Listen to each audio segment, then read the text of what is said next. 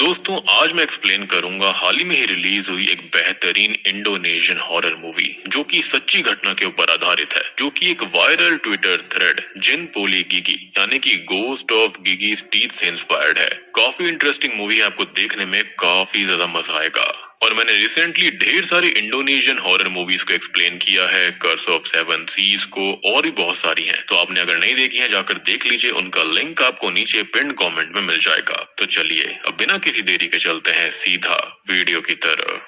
तो मूवी शुरू करने से पहले मैं आपको क्लियरली बताना चाहता हूँ, एक वार्निंग देना चाहता हूँ कि ये कहानी सच्ची घटना पर आधारित है। तो इसी को सोचकर आप आगे की वीडियो को देखिएगा। तो इस कहानी की शुरुआत में हम तंत्री नाम की एक लेडी को एक हॉस्पिटल के हाइड्रोथेरेपी रूम में लटका देखते हैं। वो अपनी मौत के समय में अपने पास्ट के कुछ विजन्स को ही याद कर रही होती है, जिससे हमको पता चलता है कि वो उसी हॉस्पिटल के अंदर ही काम करा करती थी। और अगर एग्जैक्टली कहा जाए तो वो वहाँ पर एक ऑब्स्टेट्रिशियन थी, यानी कि वो ईडा नाम की एक लेडी के साथ ही प्रेग्नेंट लेडीज की डिलीवरी करवाया करती। पर कुछ दिनों से उसका मूड बिल्कुल सही नहीं होता।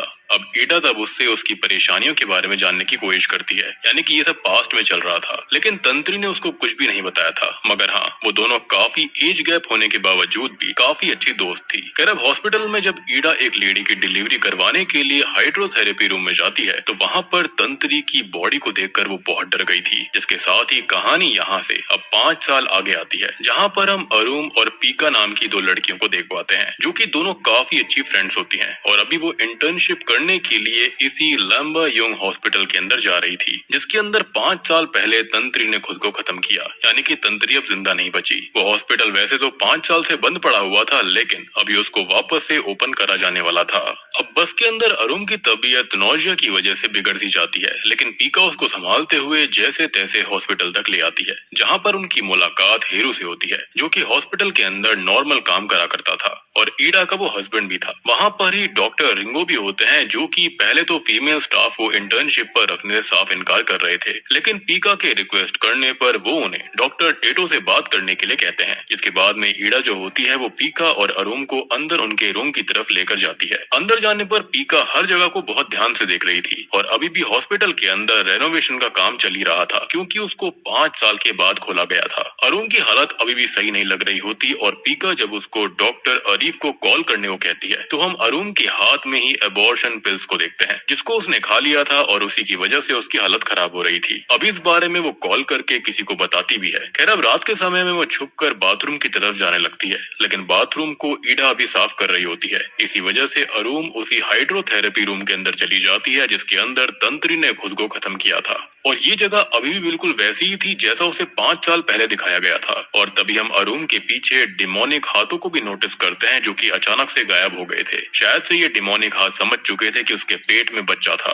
और उसने एबॉर्शन पिल्स खा रखी हैं। खैर अब पिल्स ने अपना काम कर दिया था और एबॉर्शन वेस्ट को बाहर निकालने के बाद में अरुम देखती है कि हाइड्रोथेरेपी के बार टब की जो नलके होते हैं वो अपने आप चालू हो गए थे, जैसे कि कोई अनजान शक्ति उसको संकेत दे रही हो कि वो वहाँ पर अकेली नहीं है। लेकिन अब उस अनजान शक्ति से अरुम का सामना हो पाता उससे पहले ही वहाँ पर ईडा आ जाती है, जो कि उसको बताती है कि इस रूम को बंद कर दिया गया था और इसलिए तभी अरुम भी वहाँ से निकल गई थी। अब अगले दिन जब अरुम और पीका डॉक्टर टेटो से बात करते हैं तो डॉक्टर उन्हें वहाँ पर रुकने की परमिशन दे देता है, पर उन्होंने पहले ही उनको वार्न कर दिया था कि हॉस्पिटल के हॉन्टेड होने के बारे में काफी सारे रूमर्स हैं, तो वो लोग जब चाहे वहाँ से निकल सकते हैं और यहाँ पर उनके ऊपर कोई भी रिस्ट्रिक्शन नहीं थी। डॉक्टर टेटो यहाँ पर काफी अच्छा व्यक्ति नजर आता है। खैर तभी वहाँ पर आयु आती है, जो कि असल में टेटो की ही एक्स वाइफ और एक साइकियाट्रिस्ट भी थी। वो थोड़ा अजीब तरह से अरुम को देखकर वहाँ से टेटो से कुछ बोलते हुए चली जाती है, जो कि काफी इम्पोर्टेंट सीन था। जिसके जाने के बाद में वहाँ पर जेकी आकर अरुम और पीका को आयु के बारे में बताता है कि उसका एक अलग ही क्लिनिक है, पर कभी कभी वो यहाँ पर आती रहती है। खैर अब धीरे धीरे लोगों को पता चलने लगा था कि लैम्बायोंग हॉस्पिटल को फिर से खोल दिया गया है और इसलिए वहाँ पर लोग आने लग गए थे।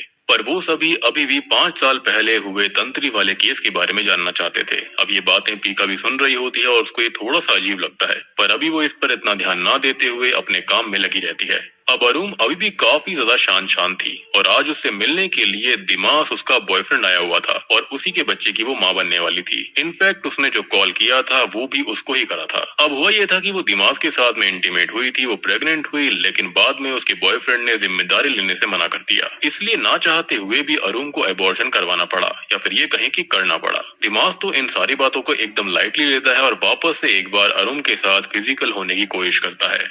लेकिन अब अरुण को समझ में आ चुका था कि दिमाग उसके लिए सही नहीं है, इसलिए अब वो उससे रिश्ता खत्म करके उसे वहाँ से जाने के लिए कह देती है। अब वहीं बाहर हम टेटो को देख पाते हैं, जो कि मोमिंग और हीरू से हाइड्रोथेरेपी रूम को भी सही करने के लिए कहता है, क्योंकि जो खाली हाइड्रोथेरेपी वाला इलाका था उस जगह के सामने एक वॉल लगाई जाने वाली थी, जिसके चलते होता ये कि बाकी के रूम को फिर से ओपन किया जा सकता था। खैर अब रात में हम देखते हैं कि हीरू अरुण के रूम में उसको ब्लैंकेट्स और बेड शीट्स देने के लिए जाता है, पर वो अरुण को गलत नजरों से देख रहा था। जिसके अगले ही सीन में हम अरुण को रोते हुए बाथरूम की तरफ जाते हुए देखते हैं और ऐसा लग रहा था कि जैसे कि हीरू ने जरूर उसके साथ कुछ न कुछ गलत करा होगा। अब थोड़ी देर बाद जैसे तैसे अरुण खुद को संभाल कर पेशेंट्स वाले रूम में जाती है, जहाँ पर टेटू उसको आखिरी पेशेंट को चेक करने के लिए कहकर खुद एडमिनिस्ट्रेशन रूम में चले जाता है। अब पीका भी अरुण से उस समय नॉर्मली बात करने के लिए वहाँ पर आई थी, पर जब वो रूम के अंदर पेशेंट को जाते हुए देखती है तो वो अरुण को डिस्टर्ब ना करने का सोचकर वहाँ से चली जाती है।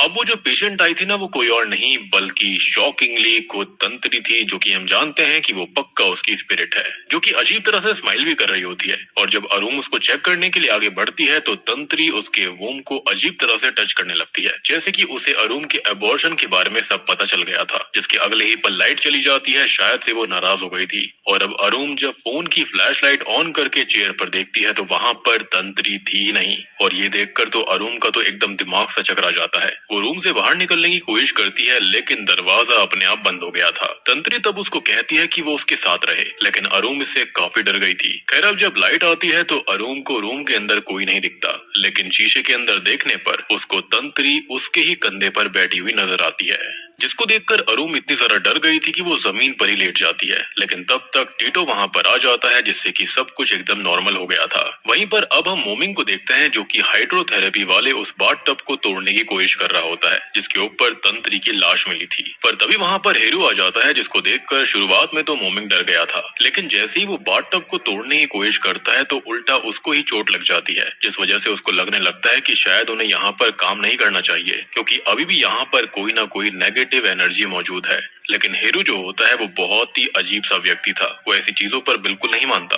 अब वो मोमिंग को समझाने की कोशिश करता है, लेकिन मोमिंग उसकी बात को ना सुनते हुए वहाँ से चला जाता है। तभी हीरू को किसी का कॉल आता है, जिन्हें एम्बुलेंस की जरूरत थी। वो जगह दूर थी, इसलिए हीरू एम्बुलेंस लेकर जल्दी उस तरफ निकल पड़ता है। अब रास्ते में भी वो किसी से कॉल पर अरुण और पीका के बारे में ही बात कर रहा था, पर उसकी बातों से साफ पता चलता है कि वो कितना ज्यादा चरित्रहीन इंसान है। खैर अब रास्ते में ड्राइव करते हुए शॉकिंगली हीरू को रोड के ऊपर बार बार तंत्री दिखने लगती है। शायद से हॉस्पिटल खुलने की वजह से ऐसा हुआ था कि तंत्री की स्पिरिट आजाद हो गई थी। खैर अब इसकी वजह से होता यह है कि एम्बुलेंस का जो बैलेंस होता है वो बहुत ही बुरी तरह से बिगड़ जाता है। एक्सीडेंट होता है और वहाँ पर उसकी जान चली जाती है। जिसके अगले दिन जब हीरू की बॉडी को हॉस्पिटल में लेकर आया जाता है तो सब बुरी तरह से हैरान रह गए थे। सबसे बड़ा धक्का तो अरुण को लगा था। वो साइड में जाकर रो रही होती है कि तभी उसके पास में पीका आती है, और तब जाकर हम अरुण की बातों से ये जान पाते हैं कि पिछली रात जब हीरू उसके रूम में आया था तो उसने उसके हिप्स को टच करा था और वो और ज्यादा आगे बढ़ना चाहता था, लेकिन अरुण पहले ही डरते हुए रोते हुए वॉशरूम चली गई थी। और यही सीन हमने देखा था। वो वहाँ पर यही विश कर रही थी कि हीरू जैसा नीच इंसान मारा जाए, और उसी रात उसका एक्सीडेंट होने की वजह से वो जिंदा नहीं बच पाया। तब पीका उसको समझाती है कि अरुण की इसमें कोई भी गलती नहीं है, और अब पीका अरुण को अपने ही रूम में रखने वाली थी। वहीं अब हम मोमिंग को देख पाते हैं, जो कि हीरो की मौत के बाद बहुत डरा हुआ था। अब ईडा को वैसे तो हीरो की मौत का गम तो होता है, लेकिन कहीं ना कहीं वो हीरो की हरकतों को जानती थी। इसी वजह से वो अभी मोमिंग के पास जाकर उसको काम करने के लिए मोटिवेट करती है, और इसलिए मोमिंग भी अब वहाँ से सीधा हॉस्पिटल के कंस्ट्रक्शन एरिया में चला जाता है।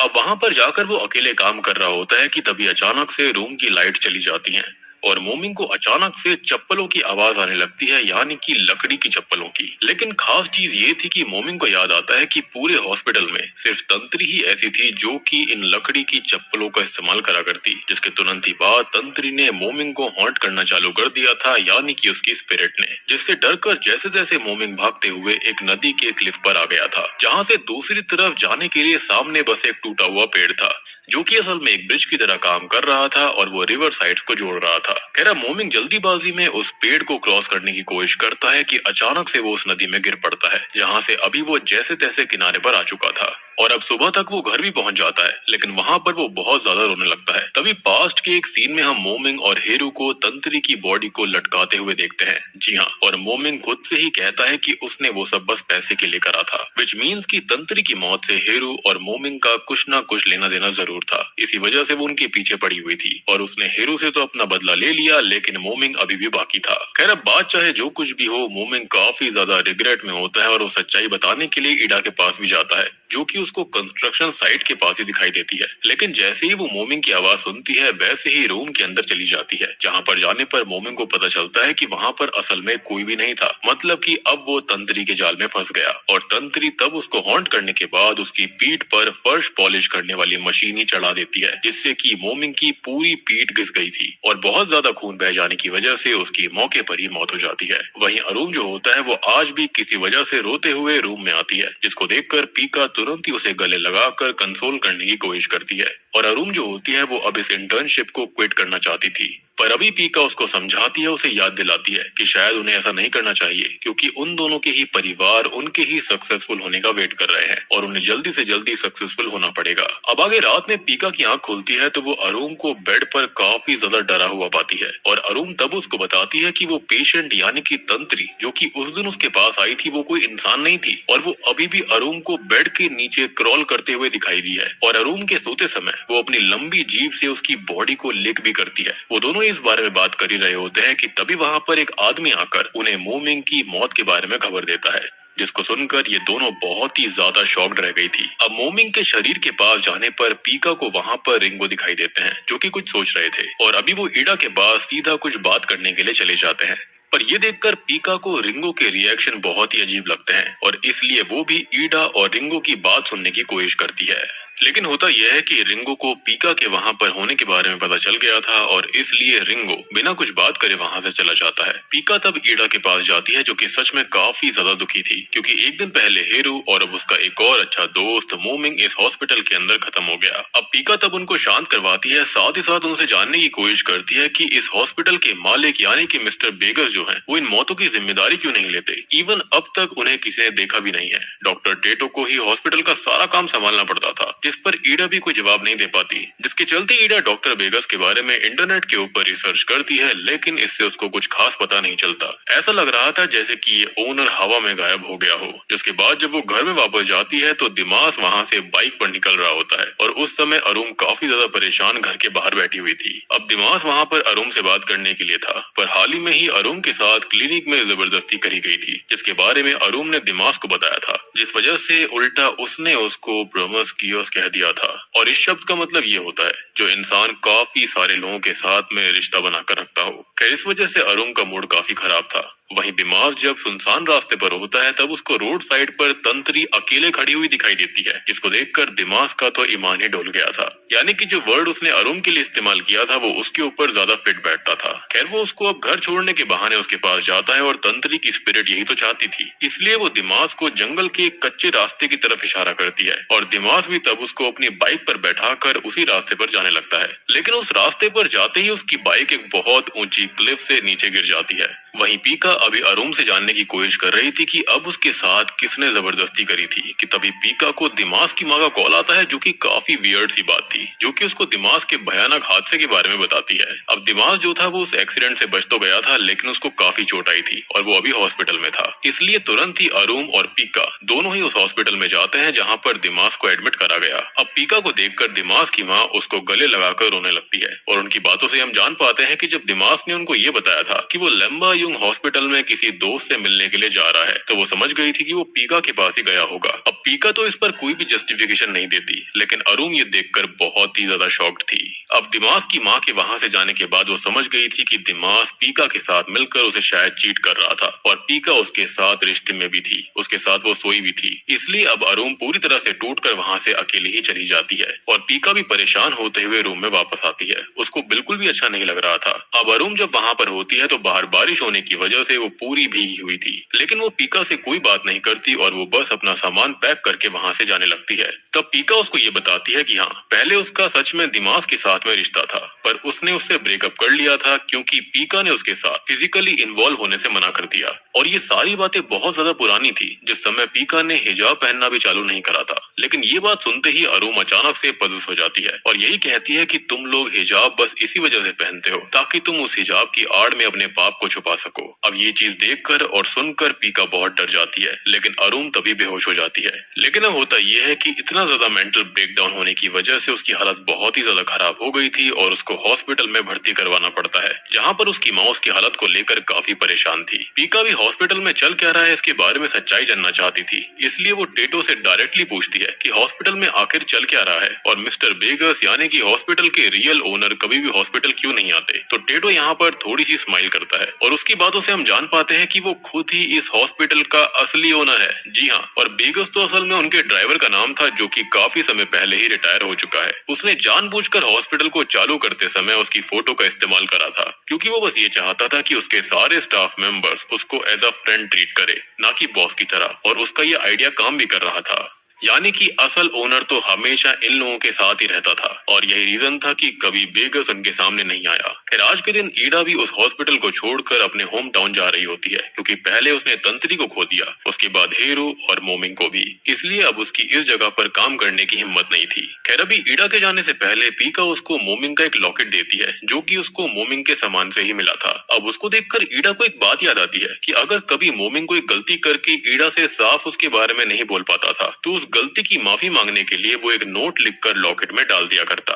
और अभी भी उस लॉकेट के अंदर एक नोट होता है जिसको देखकर ईडा रोते हुए उस नोट को वहीं पर फेंक देती है और वहां से चली जाती है। और उस नोट के ऊपर तंत्री का नाम लिखा हुआ था, यानी कि उसने कुछ ना कुछ गड़बड़ जरूर करी थी। खैर अब जैसे ही पीका को तंत्री के नाम के बारे में पता चलता है तो वो रात में हॉस्पिटल में नेट के ऊपर इसके बारे में सर्च करती है। तब उसको नेट पर एक फोटो मिलती है जिसके अंदर डॉक्टर रिंगो और तंत्री साथ में थे, पर रिंगो ने भी उसको इंटरनेट के ऊपर तंत्री के बारे में सर्च करते हुए देख लिया था। और पीका इन सब का एक निष्कर्ष निकालती है कि हो ना हो हॉस्पिटल के अंदर जो कुछ भी हो रहा था उन सब में रिंगो का कोई ना कोई हाथ जरूर है, इसलिए वो डॉक्टर रिंगो के ऊपर थोड़ी थोड़ी नजर रखना चालू करती है। और आज जब रिंगो अपने बैग को अपने डेस्क पर छोड़कर थोड़ी देर के लिए बाहर जाता है तो पीका उसके बैग की तलाशी लेती है जिसके अंदर एक न्यूज़पेपर कटिंग थी जिसके अंदर तंत्री के खुद को खत्म करने के बारे में छपा हुआ था। और साथ ही साथ बैग के अंदर एक डायरी भी मौजूद थी जिसके अंदर तंत्री के अलावा और भी काफी सारी लेडीज के बालों के सैंपल्स थे। इवन उसके अंदर अरुण के बाल के सैंपल भी मौजूद थे। ये देखकर पीका काफी डर जाती है, लेकिन वो उस डायरी को लेकर रूम के अंदर ही छिपी हुई थी। अब डॉक्टर रिंगो के आने पर उसको समझ आ चुका था कि उसके बैग के साथ किसी ने छेड़ाछाड़ी करी है। और जब उसको वो डायरी बैग के अंदर नहीं मिलती तो वो काफी घबरा जाता है और डायरी को इधर उधर ढूंढने लगता है। अब पीका को भी जैसे ही मौका मिलता है तो वो तुरंत ही नजर बचाकर वहाँ से निकल जाती है, लेकिन बाहर उसको टीटो पकड़ लेता है जो कि उससे जानना चाहता था कि वो डॉक्टर रिंगो के पास से क्या चुरा कर निकाल रही है। तब पीका उससे हेल्प मांगती है क्योंकि उसे लग रहा था कि शायद रिंगो ने ही पहले तंत्री को खत्म किया था और उस डायरी से ये बात साबित हो सकती थी। अब ओनर टेटो यहाँ पर कुछ सोचते हुए पीका को अपने साथ एक खाली जगह पर लेकर जाता है जहाँ पर वो उसको तंत्री के बारे में बताता है कि वो पहले हॉस्पिटल में काम करती थी और उसका नेचर और उसका स्वभाव काफी अच्छा था, पर एक दिन हॉस्पिटल के अंदर उसने खुद को खत्म कर लिया जिसके बाद से ही हॉस्पिटल को बंद करना पड़ा क्योंकि ये हॉन्टेड हो चुका था। और टीटो खुद भी उस समय फॉरेन चला गया था, जिसके बाद जब वो वापस लौटा तब उसने हॉस्पिटल को फिर से चालू किया। पर क्योंकि अगर ये सब चीजें फिर से हो रही हैं तो शायद अभी भी तंत्री की स्पिरिट उसी हॉस्पिटल में है और अरुण भी वहाँ पर सेफ नहीं है, इसलिए अब टीटो पीका के साथ अरुण को अभी ईडा के घर में छोड़ देता है ताकि वहाँ पर वो सेफ रह सके। खैर अब रात में जब अरुण सो रही होती है तो सपने में वो तंत्री को एक घर के पास गड्ढा खोदते हुए देखती है जिसके सामने ही ईडा और तंत्री खुद खड़े हुए थे और तंत्री को ईडा कंसोल करने की कोशिश कर रही थी। खैर अब तंत्री ने तब तक एक बहुत बड़ा गड्ढा खोद दिया था जिसके अंदर वो शॉकिंगली अचानक से अरुण को खींच लेती है और असल जिंदगी में अरुण की बॉडी अकड़ने लगती है, यानी कि उसकी स्पिरिट उसे पदस करने की कोशिश कर रही थी। वहीं अब जब पीका की आंख खुलती है तो उसको रूम के अंदर अरुण नहीं दिखती, इसलिए वो हॉस्पिटल में उसको ढूंढने के लिए निकल जाती है जहाँ पर हाइड्रोथेरेपी वाले रूम से उसको अरुण के चिल्लाने की आवाजें आ रही थी। इसलिए अब वो जल्दी से डॉक्टर टीटो को कॉल करके हॉस्पिटल बुलाती है। अरुण तब बस एक ही बात रिपीट करे जा रही थी कि इसमें मेरी कोई गलती नहीं है और उसको मर जाना चाहिए। अब हाइड्रोथेरेपी रूम को बंद करने के लिए लिए वहाँ पर एक दीवार बना दी गई थी, जैसा कि मैंने आपको बताया था। पर क्योंकि छत ऊपर से थोड़ी सी टूटी हुई होती है, इसलिए पीका एक सीढ़ी की मदद से वहाँ से जैसे तैसे उस रूम के अंदर चली गई थी, जहाँ पर बाथटब के अंदर अरुण पजल्ड हालत में बैठकर वही सेम बात दोहरा रही थी। और वहीं अब तक टेटो भी हॉस्पिटल के अंदर आ गया था, जो कि खुद भी हाइड्रोथेरेपी रूम के अंदर जाने की कोशिश करता है, पर वो उसके अंदर जा नहीं पाता। अब वहीं पीका जोर से अरुण का नाम चिल्लाती है, जिसको सुनकर अरुण जो होती है वो बाथटब के अंदर मौजूद खून से भरे पानी के अंदर चुपचाप लेट जाती है। पर जैसे ही पीका उसके पास जाती है तो वो जल्दी से उसको पकड़कर उसी पानी में डुबाते हुए कुछ देखने के लिए कहती है, जिसके साथ ही पीका उस समय में पहुंच गई थी, यानी कि 5 साल पहले जब तंत्री जिंदा थी। और दोस्तों, अब यहाँ पर खुलते हैं इस मूवी के असली पत्ते। अब पीका उस समय में ये देखती है कि टेटू की शुरुआत से ही तंत्री के ऊपर बहुत ही बुरी नजर थी, यानी कि अब तक उसने जो अच्छेपन का नकाब सबके सामने उड़ा हुआ था वो नकली था। और इसलिए एक दिन वो तंत्री की ड्रिंक में कुछ मिला देता है, उसे बेहोश कर देता है, जिसके बाद वो उसके साथ गलत काम करता है। इवन उसने तंत्री को धमकी भी दी थी कि अगर वो इस बारे में किसी और को बताएगी तो वो उसको जान से मार देगा। और यही कारण था कि तंत्री काफी ज्यादा परेशान रहा करती थी। उसने इस बारे में ईडा को बताने की बहुत कोशिश करी थी, पर वो ऐसा नहीं कर पाई। पर टेटो को जब इस बारे में ये पता चला कि उसने ईडा से इस बारे में डिस्कशन करने की कोशिश करी, तो उसने ही तंत्री को हाइड्रोथेरेपी रूम के अंदर बाथटब के अंदर डुबाकर मार दिया, जिसके बाद हेरू और मोमी की मदद से उसको वहाँ पर ऐसे लटकवा दिया जैसे ऐसा लगे कि उसने खुद को ही खत्म कर लिया हो। लेकिन तंत्री लटकने के बावजूद भी जिंदा थी, लेकिन उसके बाद ही उसकी दम घुटने से मौत हुई। सबको ऐसा ही लगा कि उसने खुद को ही खत्म किया, यानी कि यहाँ पर ऐसा करने के बाद सोने पर सुहागा हो गया था, यानी कि वो पहले से ही नहीं मरी। जब उसको लटकाया गया उसके बाद भी उसकी सांसें चल रही थी, और जब उसको एहसास हुआ कि वो लटक रही है, उसके बाद यहाँ पर ईडा ने उसको देखा था कि उसके साथ क्या हुआ, तो सबको ऐसा ही लगा कि उसने खुद को खत्म किया होगा।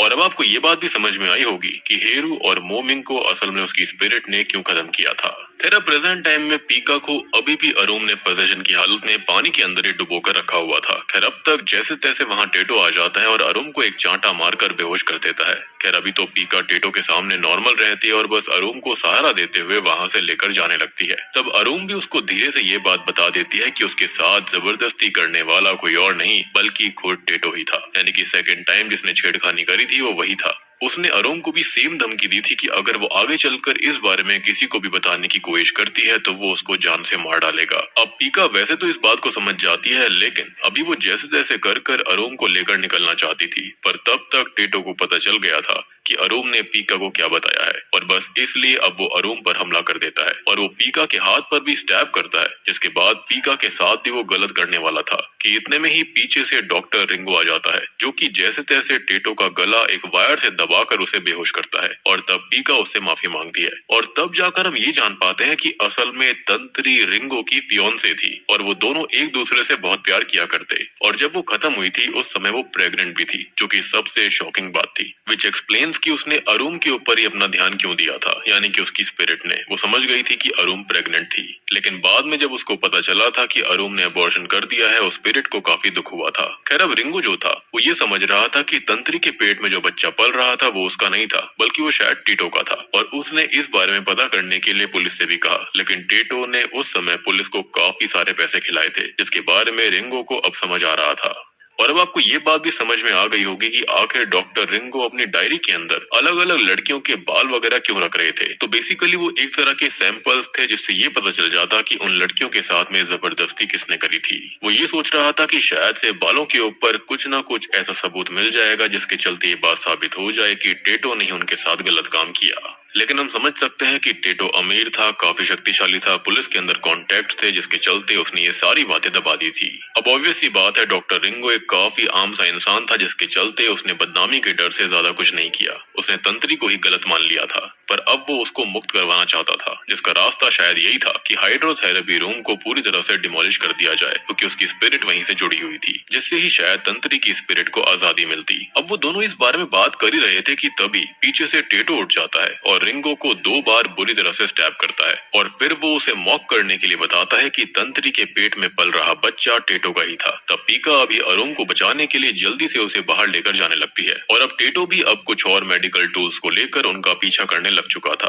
अब पीका और अरुण बाहर आकर दूसरी जगह छिप गए थे, पर टेटो वहाँ भी आ जाता है। वो उन दोनों को ढूंढते हुए बताता है कि असल में उसने सबसे पहले अपने पिता की ही जान ली थी, जो कि काफी ज्यादा अब्यूजिव थे, और उसके बाद से ही उसे लोगों को अब्यूज करने की आदत पड़ गई थी। वो बताता है कि उसके पिता उसकी माँ के साथ जबरदस्ती रिश्ता बनाया करते थे, संबंध बनाया करते थे, जिसके चलते उसने सेम चीज दोहरानी शुरू कर दी थी। एंड आई बिलीव कि टेटो का जो डिवोर्स हुआ होगा वो भी पक्का इसी वजह से हुआ होगा। अब वो बताता है कि एक दिन उसने अपने पिता की ही ड्रिंक के अंदर जहर मिलाकर उन्हें जान से मार दिया था। अब प्रेजेंट टाइम पर पीका खुद भी अरुण को साइड में छिपाकर टेटो के सामने आ जाती है और टेटो अब उसको जान से मारने की कोशिश करने लगता है, लेकिन तब तक वहां पर ईडा आ चुकी थी जो कि अपने घर वापस नहीं गई, जिसने गुस्से में आकर टीटो को स्टैब कर दिया था, क्योंकि कहीं ना कहीं वो समझ गई थी कि आखिर हुआ क्या। वहीं हम डॉक्टर रिंगो को देखते हैं जो कि अभी भी जिंदा था और वो जैसे तैसे अपनी ड्रेसिंग करने के बाद हाइड्रोथेरेपी रूम को तोड़ने में लग जाता है। वहीं ईडा ने टेटो को काफी बुरी तरह से घायल कर दिया था, जिसके बाद जब वो अरुण के पास जाती है तो अरुण के बात करने के तरीके से ईडा को समझ आ गया था कि अभी भी अरुण तंत्री की स्पिरिट से पजेस्ड हो रखी है।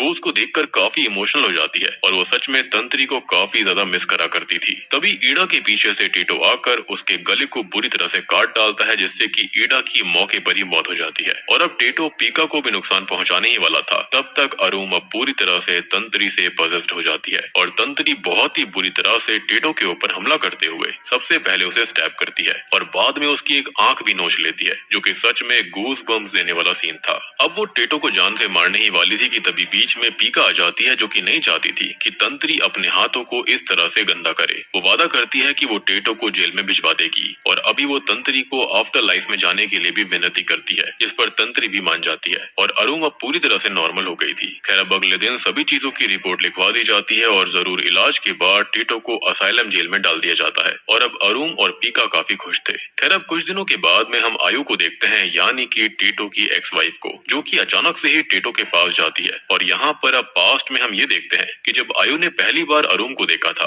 तभी उसको उसके पीछे तंत्री की स्पिरिट दिख गई थी, जिसके बारे में ही उसने टेटो को बताया था और यही सीन हमने देखा भी था। लेकिन टेटो ने उस चीज को, उस वार्निंग को काफी ज्यादा लाइटली लिया। लेकिन यहाँ पर हम एक बात नोटिस करते हैं कि जो आयु होती है ना, वो भी बिल्कुल साइको सी थी। दोनों की जोड़ी बिल्कुल सही थी, क्योंकि वो हमेशा ये कहती है कि वो उसका साथ हमेशा देगी। अब हम जानते हैं कि टेटो जेल के अंदर था और जैसे ही वो सलाखों के पास में आता है तो आयु जो होती है उसके ऐसा बोलते ही वैसे ही उसकी आंखें साइड एरिया में ब्लैक हो जाती हैं और माइट भी तंत्री ने उसको ही प्रेस करके रखा होगा ताकि वो अपना बदला पूरा कर सके।